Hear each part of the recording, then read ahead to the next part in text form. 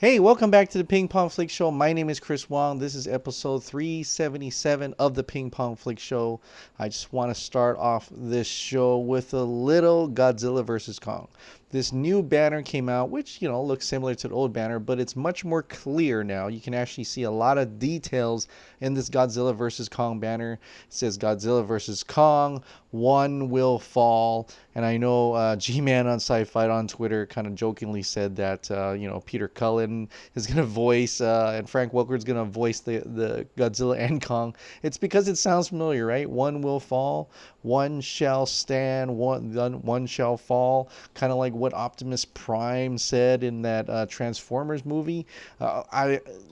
It's cool. I mean, it's kind of catchy. One will fall, but you can definitely see that they're probably aiming that one of these guys are gonna lose, and I'm hoping Kong will, but I'm thinking in order for Kong to get that king in his name, he'd probably have to win, which is unfortunate because he already did win in King Kong versus Godzilla back in the day. But on closer inspection, the colors are nice. It's kind of got that thing in the background. It's almost very thermal imaging, kind of like Predator. But you'll notice that that's a city in the background. Those are buildings. They are going to fight in the city, and which is, I kind of half expected that because I thought, they were going to go straight to Skull Island and they're going to fight on Skull Island.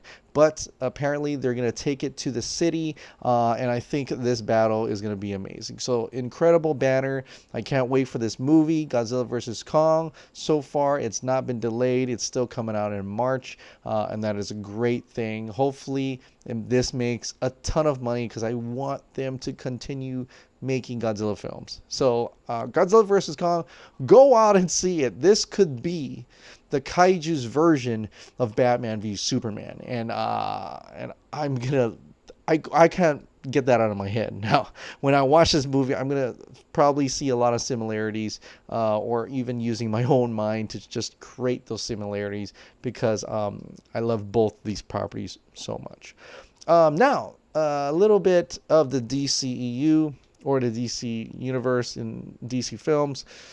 This is coming from @DiscussingFilm. According to Box Office Pro, Joker is a long-range tracking for 75 million plus in its domestic box office opening weekend. That is kind of like Aquaman levels, right? I don't know how far it'll sustain that, and we'll see if the movie is generally received by the mainstream audiences and such. But that is an amazing for opening weekend, I think, for this type of smaller budget but high caliber actors in this movie, and a story that is worthy of film festivals. And I even heard that, Joaquin Phoenix actually already won some awards as well. So this is getting to be quite a gem, I think, for Warner Brothers, for DC films.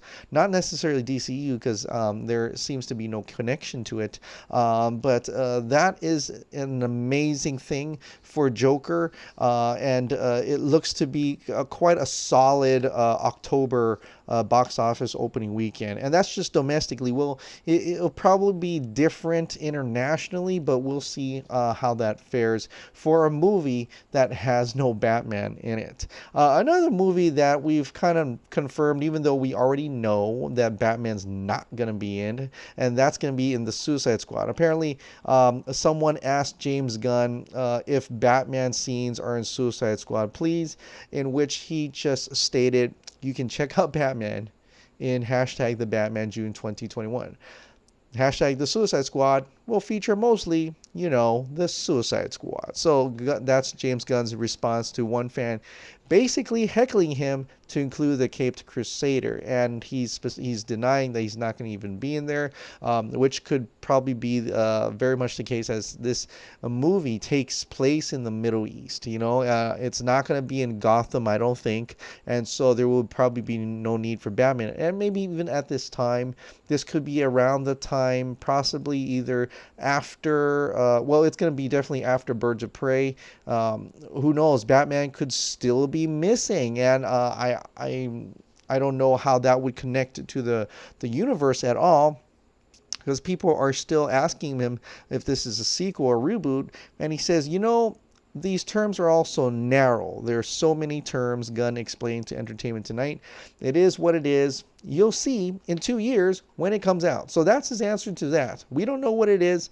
They're still unsure of trying to tell us what exactly, if it's a sequel or a reboot, even though a lot of the same actors and actresses are reprising the roles as the characters from the David Ayer's Suicide Squad. So I am generally interested in that. And also, as kind of a thing for David Ayer right now, like I kind of mentioned in my live chat, is that David Ayer has been putting out pictures of his Suicide Squad all of a sudden, right? You see the Margot Robbie's test shot, you see Joker, Jared Leto's Joker, and you also see Deadshot's mask, and he's just threw those out without any context whatsoever.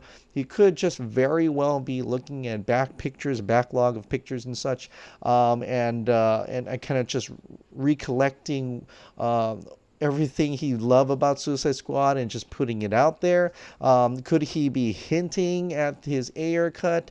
I don't know, but I would love to think that there is that somewhere down the line, as we've come to find out and kind of come to know that it's possible that the Ayer cut of Suicide Squad is almost complete. In fact, probably more complete, maybe even more complete than the Snyder Cut. At the point that they could probably work very little onto it or even release it altogether. And it's apparently different in that sense. There's the Joker is probably more involved in the movie. Joker could possibly even be one of the main villains in the movie. There's a lot of things that happen in there. It's a more serious tone as well. So I am looking forward to that, because the Trailer Park version, it is catchy, it is kind of fun and entertaining, Suicide Squad, but it just doesn't feel like it's an all David Ayer movie. Even though as he's playing politically, he's saying that that's the movie he shot. He doesn't want to burn any bridges, Warner Brothers understand. But he is moving on to make other films as well, including some on Netflix. So I am interested to see if he's really campaigning for that Ayer cut, and if this is kind of like the start or the continuation of him continually championing it. Although it doesn't have much traction with the fans right now, because everybody is super concentrated on getting the Snyder Cut of Justice League release. We're kind of pushing an Ayer cut away, but I hope that we could even push that, or after the Snyder Cut does get released, we could push the Ayer Cut as well. Or in some sense, some people even suggested that maybe we have to push the Ayer Cut first before we get the Snyder Cut released. But we'll see. We'll see if anything more comes up from that. If more people want to see the Suicide Squad Ayer Cut. So, in terms of cuts and Suicide Squad and Ayer Cut, there's also still the one we were talking about, the Justice League Snyder Cut, right? And also we're talking about Batman. In this case, it's BatmanOnFilm. Bill Jet Ramey, he tweeted out a poll, and it's in kind of like in response to his own article talking about how the Justice League version and how the Snyder Cut you already saw in November 2017. Totally misinformed dude, but Jay Oliva's already had a run-in with him before, and he's still holding to his ground. But he put out this poll. Let's have a poll. What's more important to Warner Brothers, Zack Snyder's cut of Justice League or the Batman, Matt Reeves' The Batman? Now, at this moment right now, it's 3,049 votes with 15 hours left. And Zack Snyder's cut of Justice League is at 44%. The Batman is at 56%. So pretty almost divided in half. Now you may be wondering, is like, I would rather watch Justice League. I don't care about the Batman, or vice versa. But the thing that I'm seeing here is a problem. Not because Batman's winning over Justice League, or eventually maybe Justice League wins over Batman. Nothing like that. Problem with this poll that Bill Jett actually put out is, if you look at the percentage divisiveness in this 3,049 volts at this time. And if that is any indication of how it represents the DC fandom, if I were Warner Brothers, I'd be pretty concerned if this represents DC fandom. Because you see a huge divide here, and it's almost split in half. You want Warner Brothers, they want people to be excited for, especially DC fans, to be excited for the Batman, right? Yet there's this group, like half of the audience, almost half, who are wanting to see Zack Snyder's cut of Justice League, and it seemingly cannot move on from that.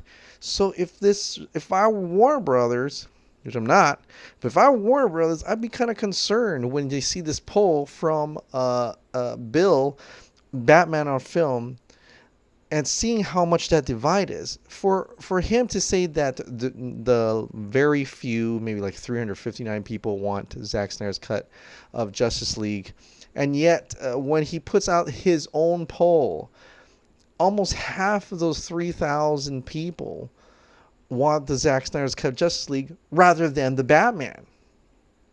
Or, which one's more important? And that is something that's concerning. That part alone, whichever movie wins in this, doesn't matter. Just seeing that divisiveness should be concerning to Warner Brothers. Because if you want to make the DC fans happy, you got to either get rid of one of them, and since the Batman is coming out, you just got to release the Snyder Cut of Justice League, right? I mean, that's just what I'm thinking. And Zack Snyder is going good. He's off doing his movies in Netflix. He tweeted out today, want to say special thank you to Jared Land at Red Digital Cinema for building our amazing cameras. They're killing it. And of course, you see some dead bodies in a car. You look at the camera, and some people are like looking very closely to the camera, and you actually do spot a JL in there. Of course, like I said, he said special thank you to Jared Land, which is probably where the JL is coming from. But a tinfoil hat on, you could say that is also kind of saying Justice League, but that's probably a coincidence. But it didn't stop him from actually tackling something about the Justice League in general. And let's discuss this because it's brought a lot of different conversations today. Some pointing fingers and things like that, but I think it should be addressed. And so Rahul Karun, actually, he posted this today and he tagged me in it. He said, Zach, sir, which number do you like the most, 165 or 214? In which Zack Snyder responded, what is 165? And so you may be wondering, well, what is 165? If you haven't heard me talk about this yet, I even put it on Instagram, and I see people don't know what that is. Going back a few days, Mark Hughes from the Forbes, he had at one time didn't believe a more finished Snyder Cut existed. And then just recently he started working with Jay Oliva. And then afterwards, all of a sudden, he said, he believes in the Snyder Cut. He was wrong. He was misinformed with the information, and that he said that the cut is actually like 90+% complete, more complete than what they've been informed. And I can only assume he's talking about the studio informing them that is not as complete as that's actually really is. So, but then we had that Helen O'Hara from Empire and Telegraph, kind of just in talking to him a bit, and then he came to reveal, Mark Hughes, that there is a 90% cut complete, but it's because it's a 2 hour and 45-minute cut. And so where does the 165 number? Well, I made that actually. I actually made that number because I calculated 2 hours and 45 minutes, 2 hours being 120 minutes, add the 45, that's 165. And I put 165 because people were talking about the 214. Now, I wanted to hold a discussion about the 165 on Twitter with different scenarios, like if this would take place, if Mark Hughes were correct, if this, if that. But, as being Twitter, and I guess they are not really wanting to have a conversation or wanting to even allow hypothetical discussions. They kind of disregard the if in my hypotheses and just went with me saying like it's a statement, which is not the case. Like I said in my videos, you can go back, you can see my tweet. I want the 214 because that was what Zack Snyder circled on the poster. 214, 214-minute director's cut of Justice League. That's his runtime. But then, I just said it. I'm just saying, like, well, what if the 165 could prove important in getting the 214? And I won't go into too much detail because it just draws up a lot of negativity from other people. In fact, I was kind of shocked today that they were calling, people on Twitter were calling out the 40 Club, and I guess the 40 Club would be John Aaron, Dave, and Stephen Colbert, which is weird because they didn't mention anything about the 165. It was me. It was me actually asking the hypothetical discussion in regards to what Mark Hughes had tweeted out. I mean, even Eric Blake got chastised, but even him, he goes if. Louis Centeno goes if, but they disregard that, and that's fine. And I think maybe Twitter is not the place to have those meaningful hypothetical discussions because they're not willing to listen to that. They just see something and they start attacking all over the place, which is, it might be something I don't want to even be involved in on Twitter anymore. But in any case, I saw this, and Rahul, thank you so much for tagging me in this. I decided to tweet this out because I think it's fair. I am here to search for the truth. I am here to search for the answers. I am not here to back any narrative but the narrative that we want the release of Snyder Cut and we want to know more. That's what I'm trying to get at. And so I happily tweeted this out, and it says, what is 165? Thanks, Rahul.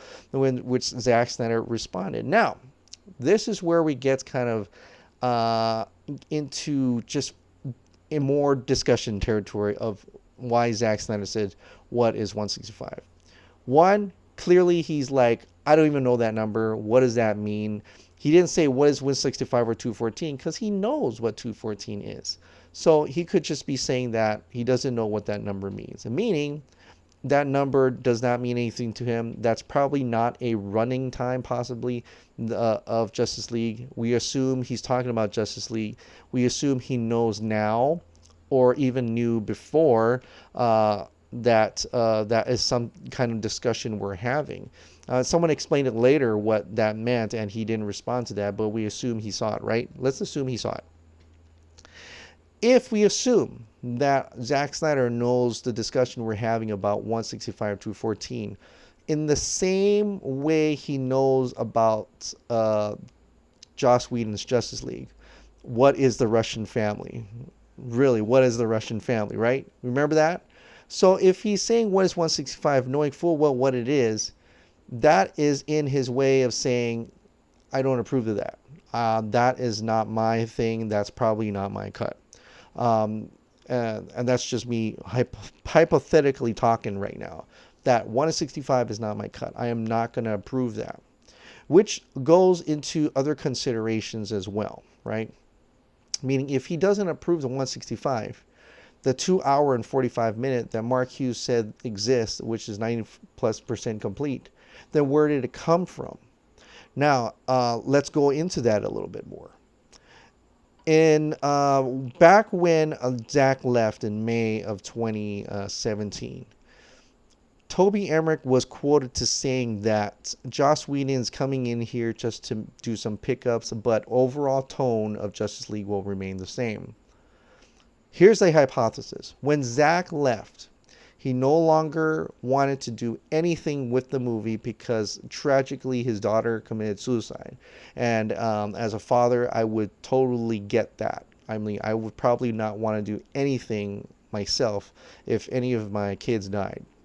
But does that mean the studio went ahead and tried to finish and cut? Toby Emmerich could have been truthful at the time and actually said, all right, well, Joss Whedon, Jeff Johns, John Burns, go ahead and finish it up. But because Zack didn't want to be involved anymore, and they actually did cut it down to 165 minutes, and without Zack present, there is possibly a movie that Zack did not approve, but cut down to 2 hours and 45 minutes, and they're continue work on it until possibly at a certain time after May. Joss Whedon, Jeff Johns, John Berg, whoever got involved in deciding to change things up, probably said, you know what? Hey, Zack's not here. Let's go and reshoot this and reshoot that. Possibly Joss Whedon came in and says, you know, these scenes don't match the scenes that I made, so let's reshoot these parts to match the kind of movie I want to make, since I'm like kind of like the director now. That could possibly be what happening. Kind of like what he did with adding the Russian family and Zack Snyder saying, what is the Russian family? What Zack Snyder is trying to say here, including that he has not seen Joss Whedon's Justice League, he hasn't seen the theatrical cut. It could mean that he may have even seen it. He knows what's going on, but it's in his way of saying, I'm not involved in that. I don't approve of that. I didn't do that one. I didn't put the Russian family in. I didn't cut it down to 165. This is all the studio's doing. This is not anything that concerns him. That could possibly be why he says, what is 165? Or it could be he just doesn't know what we're talking about. But in any case, it is a conversation that I will continue to discuss. I'm not going to back away from discussing, even though people have been calling me a traitor for not wanting a 214, when clearly I tweeted out I absolutely want a 214, but I feel like since Mark Hughes, who is in the industry, had some information, we should be open to discuss things about it and stir up a little bit more noise of the Justice League. I don't see any fault with that, and I'll continue to do that. But in any case, at least for now, I believe what Zack is implying here is that he has not approved the 165 cut of Justice League, if it exists. If it does, Zack was not involved in that, and that's not the one he wants us to see. So there you have it. All right, guys. Well, that is enough for tonight. I want to thank you for subscribing. Thank you so much for watching, and I'll see you next time.